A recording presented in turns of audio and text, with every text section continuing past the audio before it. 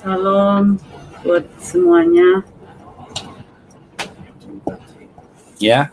Saya Bu KC, ya mau sedikit bersaksi tentang perjalanan Pak KC yang di Bareskrim saat ini. Dan dari awal penginjilannya yang sebenarnya saya gak mau cerita sih, karena ini masa-masa yang tidak enak, tapi ini harus diceritakan masa perjalanannya, diusir sana, diusir sini. Mungkin pada waktu dulu belum seviral yang saat ini, karena waktu dulu itu masih bisa pindah tempat sini aman, nginjil lagi, pindah tempat sini aman. Waktu dulu belum seperti ini gitu. Dari tahun 2003 dia percaya Tuhan itu ya. 2003 kalau percaya Yesus itu. Ya, ngaji itu percaya Yesus kalau 2003. Anak-anak ibu umur berapa ketika Pak KC masuk Kristen? Ya, waktu itu anak saya yang sekarang sudah jadi pengacara, waktu itu masih kelas 5 kalau nggak salah. Masih kelas 5. Jadi dia diusir ke sana kemari, bawa anak ke sana kemari.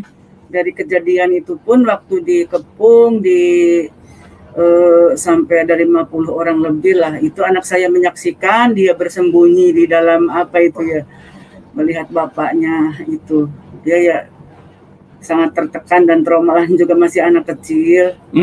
Terus puji Tuhan ya ada penyelamat, itu apa namanya, Pak Kapolsek sama Pak Camat waktu itu yang menyelamatkan Bapak. Akhirnya diselamatkanlah oleh Pak Camat dan lepas dari tahun berapa? Tahun 2003. Tahun 2003. Ya, kita loncat dari daerah tempat Bapak pertama percaya Tuhan, karena penginjilan itu terciumlah oleh ulama di sana. Akhirnya kami dikepung gitu di sana.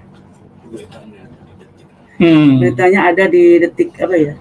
Ada juga di berita di YouTube ya. Di berita di YouTube ada malah ulama sana yang namanya Haji Otong itu bersaksi bahwa orang ini sudah banyak memurtadkan orang, makanya saya usir dari tempat ini. Wow. Haji Otong, ya. Otong Lenong kali. Waktu itu masih lagi seru-serunya EPI kalau nggak salah ya.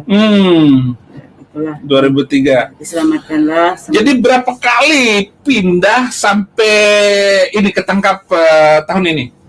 Udah berapa kali? Kalau sampai sekarang itu ada 7, 6 atau 7. Udah 6 tuh tempat pindah. Itu. Ya itu kayak ibu ini kayak kucing beranak dong. Ya, tapi nggak tahu, saya memang juga tertekan Bapak, tapi nggak bisa dilarang itu. Dan saya pun menginjil tetap menginjil.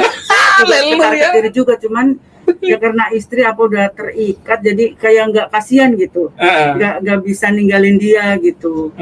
Ya karena kan dia ada perubahan setelah pertobatan, nggak kayak dulu lagi gitu. Jadi dia nggak pernah ngomel, nggak pernah apa, pokoknya dia nggak pernah galak gitu setelah itu. Makanya setelah terima Yesus nggak galak lagi.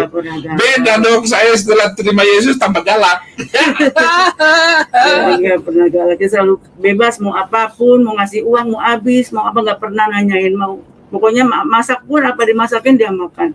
Dia nggak pernah apa tuh rewel, nggak. Jadi itulah perubahannya gitu. Makanya saya ikut. Itu sebabnya ibu tetap mengikuti dia. Iya. Nah, dari Pak KC terima Yesus 2003, ibu tahun berapa masuk Kristen, percaya sama dia gitu? Tahun 2008 kalau misalnya. Jadi 3 tahun. Ya. 5 tahun. Ya. Jadi 5 tahun, dia 5 tahun setelah Pak KC terima Yesus, barulah ibu ini jadi cukup lama. Kenapa? Karena dia ini sudah berulang kali naik haji. Ya, naik haji KC. Ya, juga tadinya kan Pak KC yang ngajarin ngaji juga, mertua kok.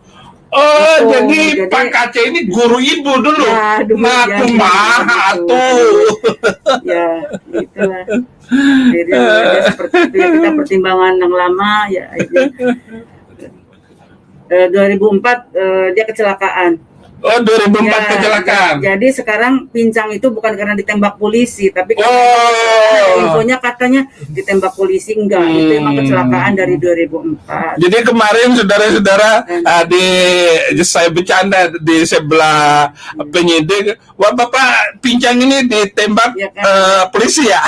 Ada yang di channel kan ada yang begitu, udah tahu channel mana gitu.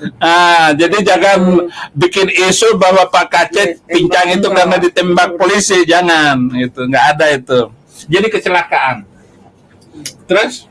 Ya, di kecelakaan itu dia nggak semakin itu ya, nggak semakin berhenti, dia semakin ada yang nengok pun dia nginjil gitu. Jadi nggak bisa dihentikan gitu, jadi terus gitu. Nah, Walaupun saya ketar-ketir gitu, karena kan lingkungannya Bapak tahu sendirilah. iya. Udah saya diam aja. Orang Sunda ya lebih radikal lagi terhadap masalah pemurtadan ini. Sampai hari ini pun suku Sunda itu adalah suku yang susah kita injili. Tapi itulah iman, itulah seperti yang dirasakan oleh apa namanya, oleh saya, oleh setiap orang yang pindah kepada Yesus Kristus. Iya, dari semenjak itu kan agak aman ya sampai 2008. Ya 2015 14 itu yang loncat yang kelima kayaknya ya. Ya akhirnya ketemu Abi kan di tim fokus itu kita loncat yang 2014 kami ya gitu, ada agak lama, agak berapa tahun lama nyaman. Terus Pak Kace itu kan buat nginjil itu nggak ngandelin siapa-siapa, dia kerja. Zaman dulu kan masih banyak TKI yang ngurusin yang bermasalah. Jadi untuk penginjilan pun dia dari hasil itu aja. Dari hasil. Zaman dulu nggak kenal ada yang hasil uang. Ngurusin KTP, ngurusin paspor untuk TKI yang mau keluar negeri gitu ya. Jadi dulu dia orangnya nggak pernah pelit, ada uang ya ada yang mau ini dia kasih buat nginjil buat itu, dia tetap seperti itu gitu. Saya juga tahun 2000 sebelum 14 itu kita karena udah agak nyaman, kita udah capek ya, mungkin udah ini sekarang udah selesai kayaknya, nggak loncat lagi. Makanya kami buka bengkel gitu kan, sampai ya kami buka kolam ikan lele gitu untuk kegiatan gitu. Tapi akhirnya Tuhan suruh loncat lagi waktu 2014 pindah lagi, kabur kemana-mana. Ya pas waktu anak saya mau masuk kuliah ke itu di Ciamis, akhirnya masih dibawa itu, akhirnya loncat dibawa sama surat yang untuk ke tempat kuliah itu. Dengan kejadian dengan lontang lantung seperti ini, apa yang membuat yang lain, yang membuat ibu tetap setia dengan Pak Kece gitu? Ya itu mungkin karena kasih Kristus ya, karena nggak bisa gitu, nggak bisa, kasihan gitu karena udah kakinya juga udah sakit, masa harus ikutin juga gitu, nggak tega gitu Pak, karena kan udah pincang kakinya juga, udah kesini-sininya malah udah ada gejala gula juga, harus kasih obat gitu kan. Itunya nggak taunya punya ikatan roh, pokoknya nggak bisa aja gitu, kasihan gitu, karena orangnya kan nggak pernah galak, jadinya nggak. Walaupun aku tertekan, Bapak semakin keras semakin terus gitu Pak, jangan ini tetap aja, ini kan harus disampaikan. Orang lain ngebom ini aja dia bersuara keras, masa kita nggak mau bersuara kebaikan, kebenaran Tuhan gitu. Kita udah tua mau apa gitu kan, anak udah selesai sekolah, udah kita mau mati ya mati gitu kan, kalau emang Tuhan izinkan gitu, begitu dia. Nah sekarang ibu bagaimana? Ya setelah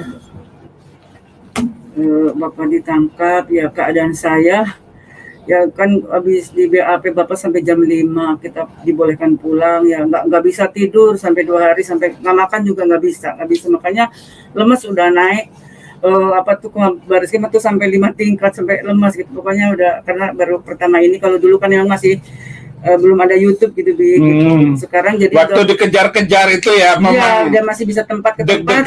Iya, sekarang kan sampai seperti ini gitu ya, Bapak udah kayak buron apa gitu ya, tapi Bapak melihat Bapak sukacita aja, kita melihat itu udah maunya Tuhan gitu, kita kan nyampein kebenaran itu justru dia nyemangatin saya gitu, kayak nangis tuh sampai kemarin udah bisa ketemu pun dia malah menguatkan saya, udah ini udah Maunya Tuhan, saya bersuara apa yang orang Kristen nggak bisa bersuara, saya akan bersuara supaya orang Kristen nggak dihina lagi, supaya Yesus nggak diinjek-injek lagi, pengen keadilan kayak itu dari negara ini, agar dipermudah perizinan, agar tidak diobrak-abrik lagi yang ibadah, itu maunya seperti itu. Jadi minta keadilan dari bangsa ini. Yang hamba-hamba Tuhan yang tidak bisa menyampaikan, dia mau menyampaikan, karena saya udah tua, mau mati pun nggak apa-apa begitu. Yang penting ada kebebasan ibadah buat orang-orang Kristen yang selama ini tertindas. Itu hanya beliau itu yang ngomong seperti itu. Itulah kerinduannya dia, terus nggak bisa ditahan gitu. Saya udah Pak, jangan terlalu nggak bisa ditahan. Orang lain aja ngebom, dia suka cita aja, bebas-bebas, masa yang benar itulah. Saya sudah umur, anak saya udah selesai sekolah, saya tinggal udah tua gitu. Kalau memang Tuhan mau tetap hidup ya hidup, tapi saya harus menyampaikan ini agar sampai didengar oleh pemerintah, ada keadilan buat peribadahan orang Kristen, jangan diobrak-abrik lagi, jangan dibom lagi gitu, jangan Tuhan Yesus diinjak-injak lagi, dihina-hina terus. Itu kerinduannya beliau seperti itu. Ada harapan apa kira-kira? Ya, yang pertama saya mengucap syukur buat hamba-hamba Tuhan dimanapun berada yang sudah menopang, mendukung dalam doa, dalam bantuan. Saya berterima kasih, Tuhan Yesus memberkati. Juga harapan kami ya Bapak dibebaskan itu